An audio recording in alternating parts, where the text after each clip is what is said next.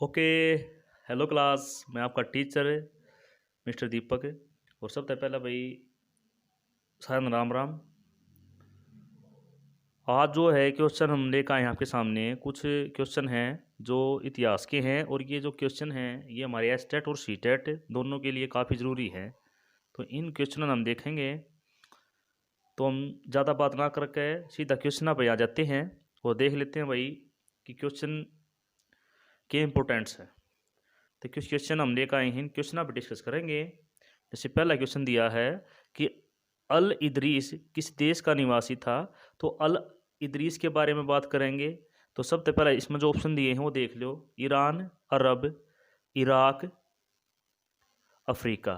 तो ये ऑप्शन आपने दिखाई दे रहे होंगे। तो इसमें जो राइट ऑप्शन है वो इसका क्या है कि इसका जो राइट है वो है अरब का। अब जो है अल इदरीस किस देश का निवासी हो गया, यो अरब का हो गया। लेकिन सबसे पहले हमने यो बेरा होना चाहिए कि अल इदरीस था कौन। तो चलो भाई आपको ले चलते हैं अल इदरीस की कहानी पे। तो अल इदरीस कौन था कि अल इदरीस एक जो है भूगोलवेता था भाई। कौन था? एक भूगोलवेता था। और जो है इसका जो मुख्य काम था वो क्या कराया करता कि वो नक्शे वक्शे बनाया करता। ठीक है। तो अल इदरीस के बारे में बात करें तो इसका जो जन्म है ना वो मोरक्को में हुआ था। ठीक है। मोरक्को के उत्तर में एक कवेटा नाम का स्थान था जहाँ पर इसका क्या हुआ, इसका जन्म हुआ है भाई। किसका? अल इदरीस का। और ये जो कहाँ का निवासी था, मोरक्को का निवासी था। इसके बाद हम बात करें इसके परिवार के बारे में। इसका जो परिवार था वो मोहम्मद साहब का जो है वंशज माना जा है। उसके बाद इसमें बात करें कि जो अल इदरीस था बचपन से ही शौक था इसने किसका, मानचित्र बनाने का। तो मानचित्र की जब बातें आएगी तो यो क्या करा करता, इसने मानचित्र बनाए भाई समुद्रा के, जो समुद्रा के मानचित्र बनाता उस। लेकिन इसके मानचित्र की एक घनी बढ़िया खास बात ये थी कि यो उल्टे बनाया करता मानचित्र। उल्टे समझो ना। उल्टे मतलब ये है कि जो अगर हम नक्शे देखे हैं उसमें क्या है कि उसमें जो हमारा उत्तर है और दक्षिण है, हम जाना कि उत्तर ऊपर दक्षिण नीचे। लेकिन यूँ क्या करता, दक्षिण तो लेता ऊपर और उत्तर लेता नीचे। यह इसके नक्शे की खास पहचान थी। और दूसरी बात ये था कि इसके जो नक्शे थे ना उनका जो है अनुसरण जो कोलंबस था और वास्को डी गामा था, उन्होंने भाई काफ़ी अनुसरण किया इसके मानचित्रों का। ठीक है। तो ये तो थे हमारे अल इदरीस की जो छोटी सी कहानी। उसके बाद चलते हैं भाई अगले क्वेश्चन पे। अगला क्वेश्चन क्या है थारी स्क्रीन पर देख लो ध्यान से कि अल इदरीस ने किस देश का मानचित्र बनाया था। तो अब मानचित्र के ऊपर बात चल रही है क्योंकि अल इदरीस का काम में मानचित्र का था। तो उसने जो है किसका मानचित्र बनाया उसमें देखो भाई, अफ्रीका, अमेरिका, अरब या भारतीय उपमहाद्वीप। तो इसका जो राइट है वो है भाई भारतीय उपमहाद्वीप के जो है इसने मानचित्र बनाए। उसके बाद बात करें नेक्स्ट क्वेश्चन पर चलना है भाई।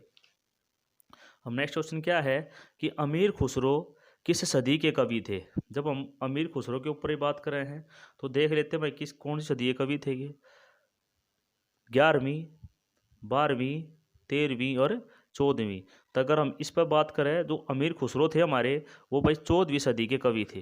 कौन सी सदी के कवि थे? 14वीं सदी के कवि थे अमीर खुसरो। तो वही बात भाई कि जिस प्रकार से हम अल अदरीस के बारे में जाना उसी प्रकार से हम बात करेंगे किसके बारे में, किसके बारे में बात करेंगे उसी प्रकार से हम अमीर खुसरो के ऊपर बात करेंगे। तो भाई अमीर खुसरो किस सदी के कवि थे तो इस पर हम बात करेंगे। तो 11वीं, 12वीं, 13वीं और 14वीं। तो इसका जो राइट आंसर है वो है 14वीं। तो अब हम चलते हैं और बात करते हैं अमीर खुसरो के ऊपर कि अमीर खुसरो कौन थे। तो सबसे पहला जो अमीर खुसरो थे इनका जो पूरा नाम था, पूरा यानी कि जिस प्रकार से हम कहें ना फुल फॉर्म की थी इनके नाम की, तो फुल फॉर्म में इनका पूरा नाम क्या था? इनका पूरा नाम था अब्बुल हसन, अब्बुल हसन यमीनुद्दीन, अब्बुल हसन यमुनुद्दीन अमीर खुसरो इनका पूरा नाम था। तो जब जन्म की बात करें इनका जन्म कित हुआ था, इनका जो जन्म है 1253 ईस्वी में जो एटा है यूपी के अंदर है, एटा के जो है पटियाली नामक एक कस्बा था वहाँ पर जो है इनका जन्म हुआ।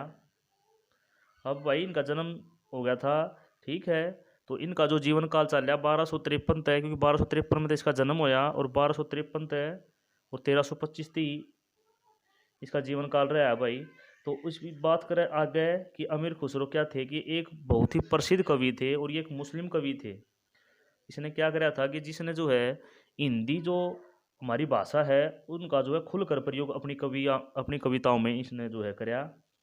ठीक है, तो एक ऐसा पहला कवि था यो जिसने जो है हिंदी का जो है प्रयोग अपनी कविताओं में जो है किया था, और जो है हिंदी और फारसी दोनों भाषाओं का प्रयोग यो कराया करता।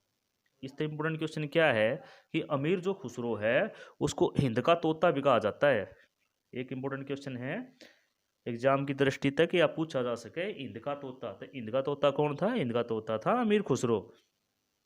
अब बात करें है आगे कि इसका जन्म बेरा पाट गया, तो इस यो के था कि जब चंगेज खा का इनके कस्बे पर जब आक्रमण होया था तो उस तक बड़ा परेशान थे।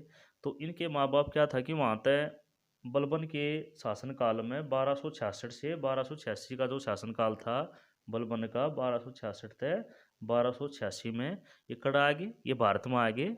ओके, तो ये तो था 12 अमीर खुसरो का। अब बात करें है कि नेक्स्ट क्वेश्चन, तो ये हम चल रहे हैं अपने नेक्स्ट क्वेश्चन पे। तो हमारा जो नेक्स्ट क्वेश्चन है वो क्या है कि कागज जो था, कागज वो किस सदी में आसानी से उपलब्ध था? उपलब्ध का मतलब होना कि हमने किस सदी में जो है कागज आसानी से मिल जावा था। तो ऑप्शन देखो भाई क्या दिए हैं, ऑप्शन दिए थारे 11वीं, 12वीं, 13वीं और 14वीं। तो बात करें जब कागज़ की, तो कागज़ हमने मिल रहा था 14वीं सदी में। ठीक है, कि 14वीं सदी में जो है कागज़ मिल जा। ये वही छोटे सा डिस्कशन हम कागज़ के ऊपर करने हैं कि कागज़ का जो इतिहास है वो क्या है। तो सबसे पहले हम चलते हैं कागज़ की तरफ कि जो प्राचीन काल में जब राजा महाराजा हुआ करते तो वो अपनी जो वृत्तांत है, अपना जीवन वृत्तांत है, तो वो क्या था कि ताड़पत्र हुआ करते, ताड़पत्र पे लिखवाया करते। अब ताड़पत्र जो है काफ़ी मात्रा में जो है मिले भी भाई, अंग्रेज़ों ने बतेरे संभाले लेकिन संभाल नहीं पाए। ठीक है, तो वो जो है अभी लेखागार हम रख दिए, तो उन्होंने मतलब कुछ न चूहे खा गए, क्योंकि इसे थे भाई ताड़ के पत्रा के थे, तो कुछ न चूहे खा गए। ठीक है, अब बात करें कि भाई कागज़ क्यों कराया, तो कागज़ के ऊपर बात करें हम। अब कागज़ का जो सबसे पहला जो बताया जाए कि इसका सबसे पहला जो है आविष्कार, इसकी खोज जो किसने करी, वह चीन ने करी। ठीक है, तो चीन ने सबसे पहले क्या करी थी, इसकी खोज की। और चीन ने जो है 201 ईसा पूर्व, 201 ईसा पूर्व हान राजवंश था, जब हान राजवंश 201 ईसा पूर्व हान राजवंश का जब शासनकाल था, तो उसमें इसकी जो है खोज हुई। और वह जो खोज थी वह करी थी तसाई लून। तसाई लून कौन था? इसका खोज करता था जिसने सबसे पहले जो है कागज़ को खोज निकाला। सब उस समय के था कि जो कागज़ के रूप में जो प्रयोग हुआ करता वो क्या था कि पहले तो बांस यूज हुआ करता, और क्या था रेशम।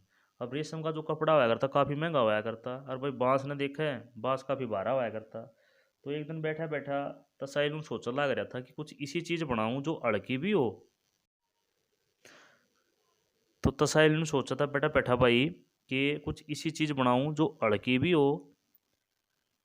ठीक है, तो उसने क्या कराया कि उसने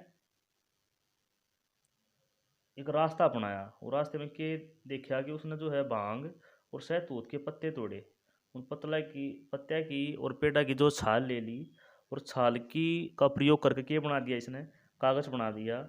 इस प्रकार तय इम्पोर्टेंट क्वेश्चन ये बने हैं कि जो कागज़ है उसका आविष्कार किसने कराया था? तो उसका आविष्कार कराया था चीन ने। और पूछे जब भाई कद कराया था, तो वो कराया था 201 ईसा पूर्व। और पूछे किस राजवंश में हुआ था? वो राजवंश था हान राजवंश। और किसने कराया था? वो कराया था भाई तसाई लून ने। तो ये तो थारे इंपॉर्टेंट क्वेश्चन, क्योंकि एक मतलब घने क्वेश्चन बन गया है। उसके बाद बात करें कि कागज का संत किसने कहा जा है, तो कागज का जो संत था वो भी कहा जा है भाई किसको? तसाई तसाई लून को जो है कागज का जो है संत कहा जाता है। उसी प्रकार नेक्स्ट क्वेश्चन में बात करें कि प्रशासितियाँ किसके द्वारा रची गई, तो जो प्रशासितियाँ इसके ऊपर बात कर लें। जो प्रशासितियाँ है भाई ये ब्राह्मण लिखा करते, और ये क्या कराया करते कि जो राजा महाराजा होया करते उनका जीवन वृत्तांत होया करता, उनको जो है बड़ा चढ़ा कर लिखा करते, तो वो आया करती प्रशासितियाँ, यानी उनकी प्रशंसा में जो चीज़ लिखी जाया करती वो आया करती प्रशासितियाँ। तो यह तो थी प्यारे बालकों थरती कुछ नॉलेज, कुछ क्वेश्चन इंपॉर्टेंट और कुछ जो है कहानी। तो प्यारे बालकों वीडियो ने ज़्यादा से ज़्यादा शेयर करो और लाइक करो, अगर बढ़िया लगे तो भाई शेयर कर दो। ठीक है, और दिल खोल के करो भाई, धुम्मा उठा दो शेयरिंग में। ओके, कल फिर मिल लेंगे धरते एक नई वीडियो के साथ, तब तक के लिए राम राम, बाय बाय।